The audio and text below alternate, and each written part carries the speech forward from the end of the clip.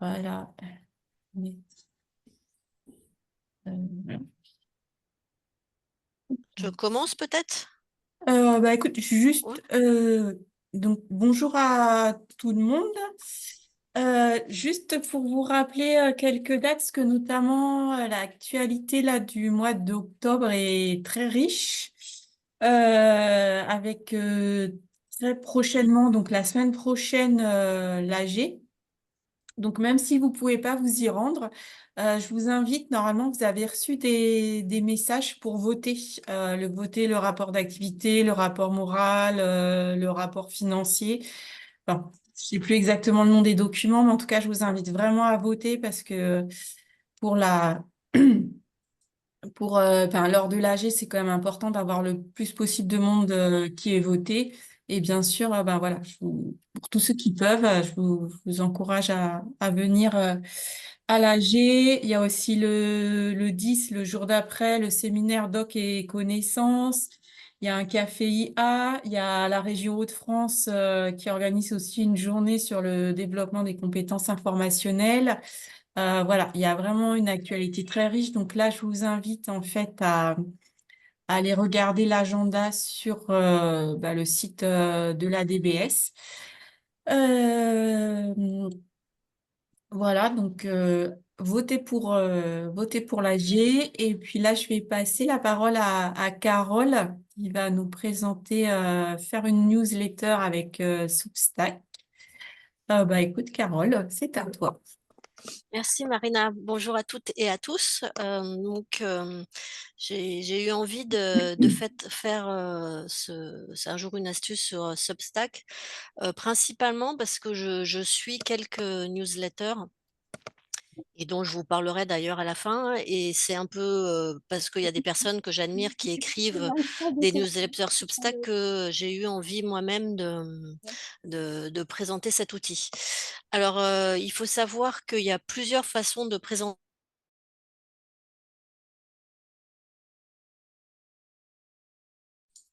Je ne sais pas si vous vous rappelez, mais j'avais présenté dans le cadre de l'atelier LinkedIn, un jour une astuce LinkedIn, j'avais présenté comment on pouvait présenter du contenu dans Pulse.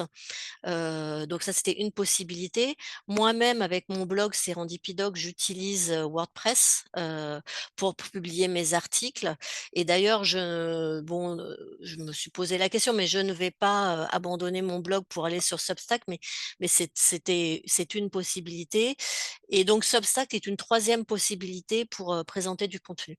Donc afin de rendre le truc un peu plus vivant, ce que j'ai fait, c'est que cet été, enfin même au mois de juin, hein, puisque visiblement il est daté du 19 juin, donc ça trahit un peu la date de création. J'ai fait un Substack qui se présente comme ça. Alors attendez, voilà, ça se présente comme ça.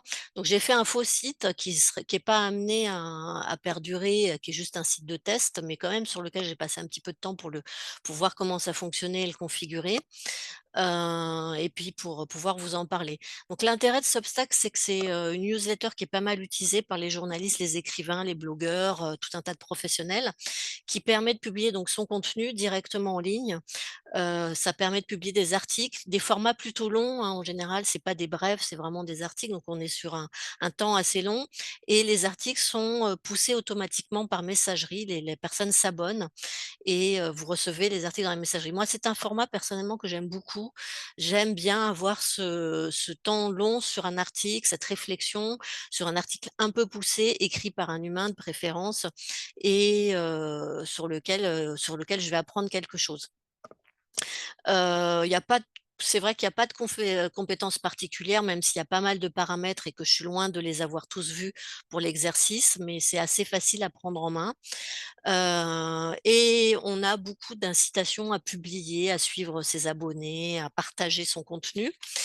Et la grosse différence aussi, enfin la grosse particularité de Substack, c'est une newsletter qui permet de monétiser ses abonnements. Donc, c'est-à-dire que vous allez pouvoir publier du contenu, faire votre réputation, votre renommée, que ça peut durer quelques mois ou quelques années. Et puis, au bout d'un moment, vous pouvez dire tout ou partie de mon contenu sera accessible par abonnement, donc payant. Et du coup, vous allez pouvoir monétiser votre newsletter. Donc, soit en rendre une partie en premium, c'est-à-dire que vous avez le début qui est gratuit, puis certains contenus qui sont réservés à vos abonnés, soit rendre même toute la newsletter payante. Alors évidemment, la newsletter, elle est gratuite, l'outil est gratuit en tant que tel, mais c'est sûr que je pense qu'il y a quand même un petit biais dans le fait que Substack va essayer de pousser les auteurs à monétiser leur newsletter au bout d'un moment, surtout s'ils ont beaucoup d'audience, parce que ils prennent une marge dessus hein, sur les abonnements, donc c'est pas anodin non plus. Et puis en fait aussi Substack, c'est une communauté où une fois que vous êtes dedans, vous avez des recommandations, vous pouvez partager, et cetera. Donc quand on arrive sur un site, alors le mien est pas du tout révélateur parce que je n'ai qu'un article, mais sinon c'est un peu comme sur un blog. On a des rubriques et on a les articles qui s'agrègent les uns en dessous des autres ou par mosaïque. Et ça, c'est quand on arrive dessus. Donc on a toutes ces facilités de partage, partager sur Facebook, sur LinkedIn, sur Blue Sky, sur X, on copier le lien, on peut mettre un cœur dessus, et cetera. Et puis à l'intérieur de l'article, donc là j'ai fait un article pour voir un peu comment ça marchait. Donc c'est un article que j'ai généré à partir d'un concept qui m'est proche, qui m'est familier et que j'ai fait générer par l'IA justement parce que je voulais pas passer trop de temps à écrire un article pour ce texte, mais néanmoins, je trouvais que le résultat était plutôt convaincant, comme quoi. Et donc vous voyez, la présentation est agréable, l'écriture est assez grosse, on peut mettre des titres, des sous-titres, on peut mettre en gras, on peut mettre des liens. Côté là, j'ai fait même des alors il se peut que il se fait que enfin, j'ai demandé à l'IA de me générer un article sur la sérendipité documentaire et comme je suis un peu la seule à en parler, je pense, sur internet, du coup, l'IA a trouvé mon blog. Alors là, c'est un peu, enfin, c'est le truc qui est un peu amusant, enfin, si on peut dire et du coup, j'ai fait, par exemple, là, une citation. Et vous voyez, on peut faire des citations qui sont un petit peu en décalé, on peut voilà, peut avoir des petits séparateurs de rubriques ou voilà. Donc c'est avec des footnotes, et on peut s'abonner à chaque article. Donc là, moi, je me suis abonnée à cet article pour le tester, pour voir comment je le recevais. Donc même si on trouve un article sur internet sans forcément connaître la newsletter, on tombe dessus parce qu'il est référencé ou parce qu'on a son titre. On peut s'abonner à la newsletter de la personne juste à partir, d'un article. Donc voilà, ça c'est pour le côté un peu, public, de la chose. Maintenant, je vais aller dans le tableau de bord pour vous montrer un petit peu à quoi ça ressemble. Donc vous avez tout ce qui concerne, alors c'est un tableau de bord qui est comme un peu un système de gestion de contenu, hein, comme un peu un WordPress ou un content management system, hein, comme on appelle ça, un CMS. Vous avez, donc les posts. Alors là, on est sur celui que je vous ai montré, combien d'abonnés, combien de vues, est-ce qu'il a été ouvert et cetera. Donc là, évidemment, j'en ai qu'un, donc c'est pas très révélateur, mais on peut vraiment monitorer un peu son tableau, d'ailleurs planifier des publications ou même, gérer ses brouillons. Donc là, par exemple, j'ai fait un brouillon et du coup, mon brouillon, c'est la DBS juridique revient. Donc là, c'est pareil, j'ai demandé à l'IA de me faire un historique, à ChatGPT de me faire un historique du groupe ADBS juridique que nous avons relancé avec Jean-Christophe il y a pas longtemps. Et j'étais assez surprise parce que l'IA a fait un article assez intéressant. Par contre, je lui avais demandé les noms des gens et là, elle n'a pas réussi à retrouver les noms des gens. Je pense que c'est parce que dans les anciennes newsletters, elles n'ont pas dû être reprises forcément. Et du coup, bon, peut-être les noms sont difficiles à récupérer, mais sinon il y avait pas mal de choses et il y avait même, l'actualité, sur le fait qu'on relançait le secteur, avec Jean-Christophe et qui était une actualité qui datait de la semaine au moment où j'ai fait ce brouillon et donc vous voyez là, on est dans un brouillon, donc vous avez le titre, le sous-titre, vous avez l'auteur qui va s'afficher comme ça s'affichait tout à l'heure, avec la petite vignette que j'ai personnalisée en mettant une photo. On peut donc, comme dans un logiciel de traitement de texte ou de logiciel de contenu, de gestion de contenu, on va pouvoir, insérer des liens, insérer des images, insérer des podcasts ou enfin de l'audio, des vidéos, faire des citations. Par exemple, si je veux insérer une image, je vais ajouter une image ici, je vais aller, alors je ne sais pas où je suis, hein, donc je vais me mettre plutôt là pour que ça s'insère au bon endroit. Je vais aller dans mon bureau où j'ai prévu, un petit, la petite image de, lancement du secteur, ADBS juridique que je mets dans mon article qui me servira d'illustration à l'article. Je pourrais aussi, par exemple, j'avais, récupéré les photos, par exemple mettre le portrait de Jean-Christophe ici en photo, mettre le mien là et cetera. On pourrait mettre, je sais pas moi, documentaire juridique en gras, voilà, en bold ou en italique. Ouais, moi je vais me mettre en italique, voilà. On peut vraiment, on peut faire des ça c'est les listes, les paragraphes et puis à la fin de l'article, comme je veux que les gens s'abonnent, je vais mettre, s'abonner et du coup, vous voyez, le bouton arrive automatiquement et puis je vais peut-être mettre, partager la publication, comme ça vous pourrez le partager, voilà. Et donc là, j'ai pas testé ça dans plus, voilà les séparateurs, les notes de bas de page, rajouter un sondage. Enfin, il y a vraiment beaucoup de possibilités de personnalisation des articles. Je pense que si vous voulez vous lancer dans ce genre de newsletter ou de publication, c'est bien de s'inspirer justement des comptes que vous aimez bien pour voir comment les gens présentent, leurs articles et comment ils écrivent, et vous donner un peu des idées, quelle est la tendance de présentation et de la longueur des articles et comment ça se présente. Mais là, vous voyez, sur un brouillon, on a déjà une bonne idée de voilà, des listes à puces, c'est quand même, je trouve, assez lisible et agréable à lire.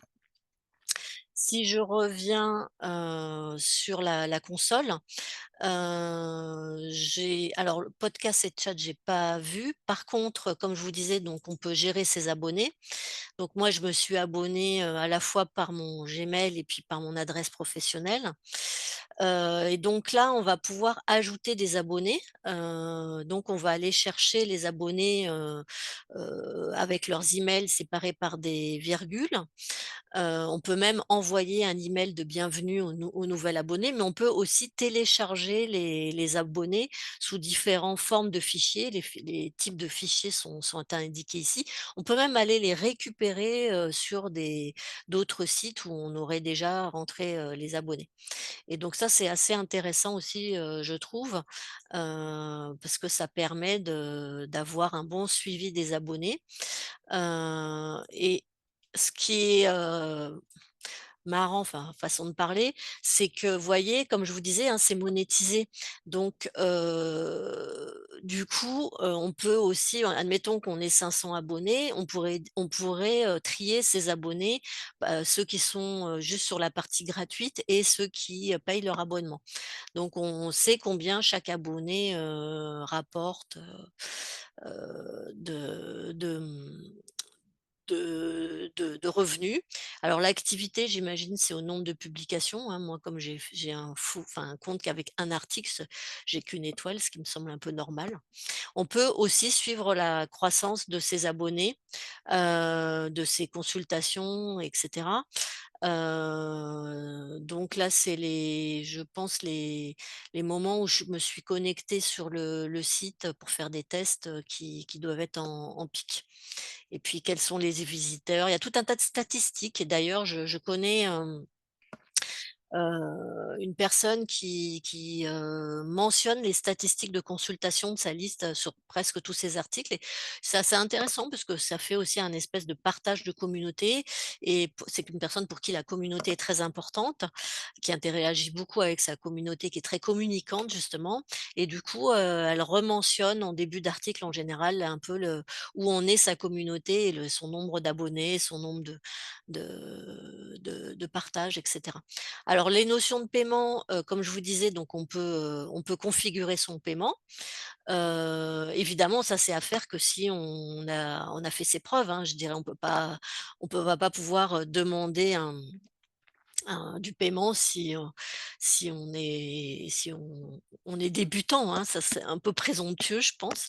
Et c'est soi-même, hein, on configure soi-même le paiement, on peut, faire, ce qu'on veut comme, chiffre. Alors là, j'ai mis par exemple un quelqu'un qui voudrait faire une donation à 100 €, puis sinon un abonnement annuel à 60 €, un abonnement, mensuel à 6 €. Enfin ça c'est un exemple, on peut mettre, ce qu'on veut ou, on peut aussi rester en tout gratuit bien sûr, hein, c'est ou monétiser qu'une partie du contenu, enfin il y a plein de possibilités. Et là, je voulais vous montrer un petit peu les paramètres aussi. Donc, c'est dans les paramètres que j'ai passé du temps cet été pour configurer la newsletter que vous voyez.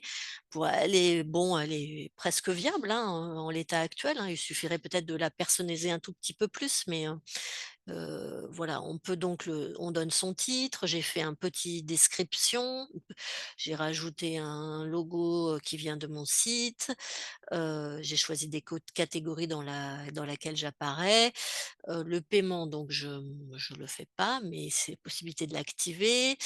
On va pouvoir, personnaliser, le la, mmh la présentation du site, hein, puisque finalement, cette newsletter, c'est aussi comme un petit site internet où dans lesquels vont s'agréger tous les posts qu'on a écrits au fur et à mesure. On va pouvoir personnaliser, des tags aussi à associer à des articles et donc là, par exemple, on pourrait associer le tag documentation juridique à l'article en brouillon sur, la doc juridique, on pourra aller le faire, après. On peut personnaliser sa page d'accueil, on peut personnaliser, si on affiche sa signature ou pas, si, comment on met les miniatures, si on met de l'audio ou pas et qui parle. Si c'est alors moi je j'avais vu ça, je trouvais ça rigolo. Ça peut comme moi je suis une femme, j'ai choisi Taylor qui est une voix féminine avec un ton direct et neutre. Donc ça, je pense que c'est pour lire les articles qu'on a écrits, à voix haute, ce qui peut être intéressant pour certaines personnes. Mais on peut choisir même, de mettre, une voix féminine britannique avec un ton précis et clair, pourquoi pas, ou une voix de garçon, ce qui pourrait un peu, déstabiliser mon lectorat, mais pourquoi pas, ça pourrait être rigolo. Voilà, donc on peut choisir qui lit vos articles à voix haute, il y a vraiment beaucoup, beaucoup de paramètres, toujours comme vous disiez sur les nouveaux accueil des nouveaux abonnés, les emails de bienvenue, tout est fait pour que la communication soit fluide avec les abonnés et avec la communauté. On peut repartager les posts d'ailleurs, c'est ce qu'ils appellent les restacks, hein, bon, c'est leur terminologie à eux. Hem, voilà, ça j'ai pas trop vu, les podcasts non plus et on peut ah oui, ce qui est intéressant aussi pour une équipe, par exemple une équipe de documentalistes qui voudrait faire un Substack public, qui serait donc visible par tous ou je pense qu'on peut aussi faire des Substacks privés. On peut imaginer, avoir plusieurs auteurs. Donc inviter des auteurs ici et écrire à plusieurs, des articles sur un même environnement, une même newsletter, ce qui peut être, vraiment intéressant pour une équipe ou une entreprise ou voilà, et puis alors il y a les confidentialités, les notifications, la gestion des commentaires, les comptes connectés, les domaines, ça c'est tout ce qui est statistique, justement la gestion des statistiques. les détails, l'éditeur, hein, puisque quand on publie une newsletter, il faut quand même une responsabilité éditoriale, donc il faut quand même qu'on soit enregistré quelque part. Donc moi, je me suis enregistrée, là, chez mon employeur. Et puis la dernière zone qui est une zone de danger là où on risque de tout supprimer, donc qui est assez, visible, mais c'est là où éventuellement on peut, supprimer, son compte, je pense, et des choses importantes de son compte, donc qui est un petit peu une zone isolée. Donc vous voyez beaucoup de paramètres et moi j'en ai fait quelques-uns et pas tous, hein, puisque c'est pas l'idée c'était plutôt un entraînement, mais il y a beaucoup de façons de personnaliser, les choses. Mais les plus gros paramètres vont être sur la colonne de gauche, donc avec l'apparence, le contenu, et l'administration, des différents comptes. Alors, je surveille l'heure, il reste 10 minutes.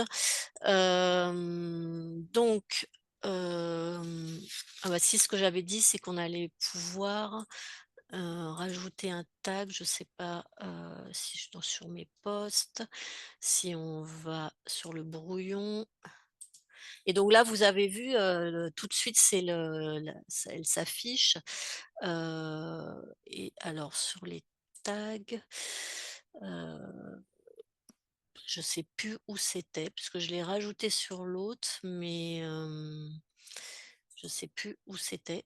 Si on fait continuer, ah oui, sélectionner des tags, bah voilà, c'était là. Et donc on va pouvoir mettre documentation juridique et documentaliste et puis hop, envoyer maintenant et on va le publier.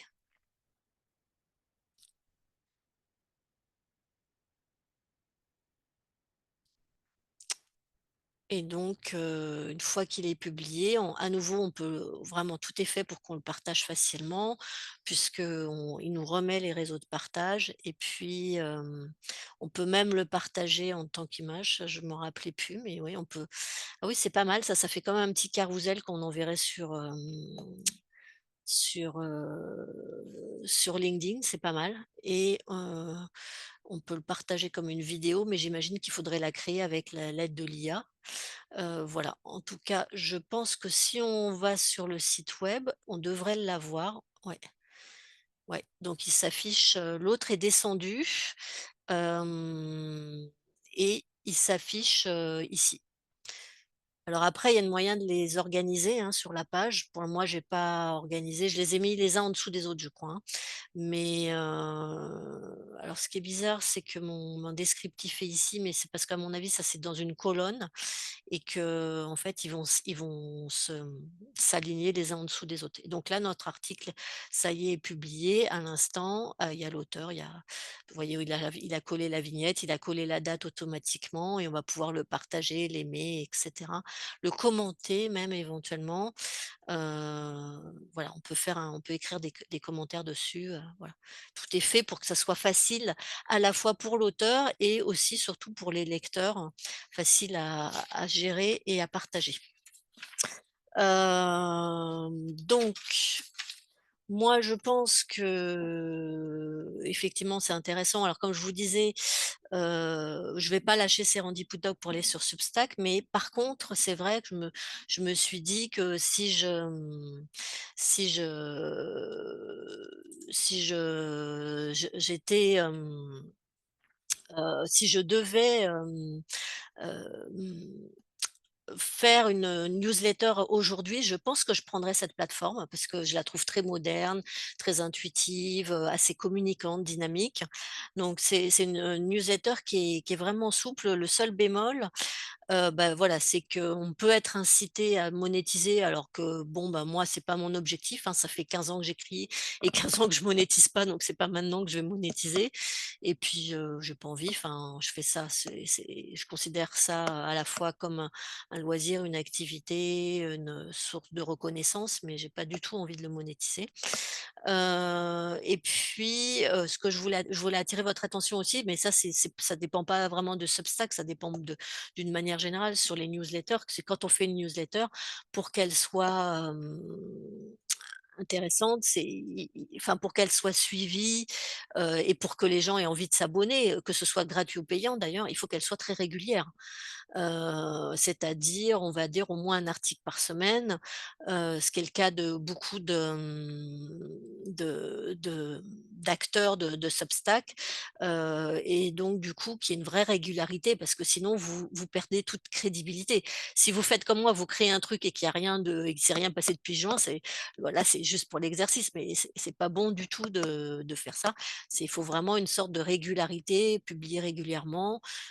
Voilà, ça veut dire et d'autant plus si on est monétisé, parce qu'alors là, si les gens payent pour avoir une newsletter par semaine et qu'ils ont rien, c'est-à-dire il faut au moins avoir 52 articles dans le capot, voire un peu plus, pour voir quand vous êtes, en vacances. Donc c'est quand même, un sacré boulot. Enfin, je peux témoigner en connaissance de cause pour avoir écrit près de 400 articles sur mon blog. C'est un boulot, sur la durée et sur le temps. Donc quand on s'engage là-dedans, il faut aussi savoir dans quoi on s'engage. Mais comme on part sur quelque chose de gratuit, c'est très intéressant on peut essayer aussi, hein, c'est pas non plus hyper engageant. Alors je vous ai écrit un article que j'ai mis dans le chat, au tout début. Et du coup, là, j'ai mis des choses, j'ai mis des copies d'écran, et je vous ai mis notamment mes 4 comptes préférés, ceux qui m'ont inspiré, hein, à vrai dire, un peu cet atelier. Donc il y a Flitz qui est la newsletter, Substack de Mathieu Bouillon, qui est un auteur, IA et droit. Dans le même IA et droit, il y a Daria Decrypte l'IA qui, est une newsletter aussi, où elle envoie tous les mardis avec un contenu, monétisé. Il y a le Substack de Romain Hasbrook qui lui fait du legal design, et le Substack de Philippe Boukobzwa qui lui fait de la facilitation graphique, donc pas du tout dans le juridique, enfin tout secteur, donc du legal design, mais de la facilitation graphique d'une manière générale, c'est un sujet qui m'intéresse pas mal.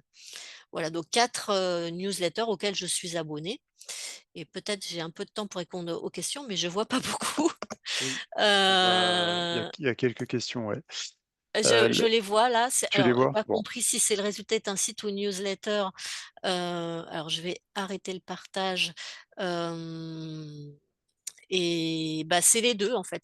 C'est-à-dire que vos articles s'agrègent au fur et à mesure, et du coup, on peut les retrouver. Donc c'est comme si un peu vous avez un petit site, mais aussi vos articles, à chaque fois que vous en écrivez un, il est envoyé automatiquement à vos abonnés. ah oui, ils le reçoivent par Heu, mail. c'est envoyé par mail, oui, D'accord, OK. ou partagé par vous, sur les réseaux sociaux. Alors, est-ce qu'on pourrait imposer notre newsletter à des personnes en entrant nous-mêmes les adresses mail? Oui, oui, tout à fait. Vous pouvez saisir les adresses mail et l'imposer. Après, les gens peuvent se désabonner, ou vous blacklister, donc c'est un peu le risque, mais vous pouvez, inscrire automatiquement des gens puisque vous pouvez importer les emails, tout à fait. Est-ce qu'on peut intégrer des articles déjà existants c'est-à-dire reprendre des articles qui ont déjà été publiés pour les mettre dans Substack? À quid du RGPD? Ça, je vous laisse, voir les autorisations avec vos élèves, hein, mais moi je connais pas votre politique de RGPD et votre politique de collecte des données. C'est pas à moi de vous donner des conseils là-dessus. Moi, je présente juste un outil, qui est un outil américain par ailleurs, donc qui n'a pas forcément la même rigueur, franco-française au niveau des données personnelles. Même si vous avez vu que j'étais sur l'interface française. Alors si on a déjà des articles et qu'on les remet dans Substack, ça fait du double content, du duplicate content. Ça, c'est pas bon, on fait jamais ça. C'est-à-dire que moi, quand j'écris un article quelque part, je le publie pas sur mon site en plus, sur mon blog, parce que Google n'aime pas avoir 2 fois le même article, 2 fois le même contenu. Il risque de déréférencer un des 2, et donc enfin, voilà, donc c'est pas bon de faire du double contenu. Il vaut mieux avoir des articles originaux. On peut choisir accepter ou non ses abonnés. Je suppose que oui, oui, oui. Je suppose qu'on peut, dans les paramètres, effectivement, qui ont l'air assez fins, filtrer les abonnés. Donc Substack est américain, oui, tout à fait. Le lien alors vers le Substack ou vers l'article, je ne sais pas de quoi ça parlait. Le lien vers l'article est tout en haut de la boîte de dialogue. Alors, moi, comment j'ai connu les newsletters Substack intéressantes, je les ai connues parce que je connaissais les gens et on les retrouve très facilement. Elles sont bien indexées sur Google. Donc, vous tapez le nom de la personne. Vous tapez souvent, les gens aussi, ils sont connus par le titre de leur newsletter. Par exemple, Daria, je savais que sa newsletter, c'était Daria Décryplia. Donc, j'ai juste tapé Daria Décryplia juridique, je crois, et je suis retombée très bien dessus. Flitz, c'est pareil, Mathieu Bouillon, Flitz, et on retombe tout de suite sur sa newsletter. Et sinon, quand on va sur la communauté, on peut avoir des suggestions, mais je pense qu'il faut se créer un compte dans la communauté de Substack et rentrer ses préférences dans son compte. Par exemple, dire j'aime tout ce qui concerne le juridique, et là, il va me proposer du juridique. Moi, je ne l'ai pas fait parce que je ne veux pas m'abonner à trop de trucs non plus, mon temps est limité et je veux vraiment avoir des lectures de qualité, et là, c'est le cas avec les 4 que je vous ai mises, que j'apprécie pour différentes raisons. Mais quand on est membre de la communauté et qu'on a rentré, on définit son profil et ses paramètres, je pense qu'on peut aussi avoir du push, hein, et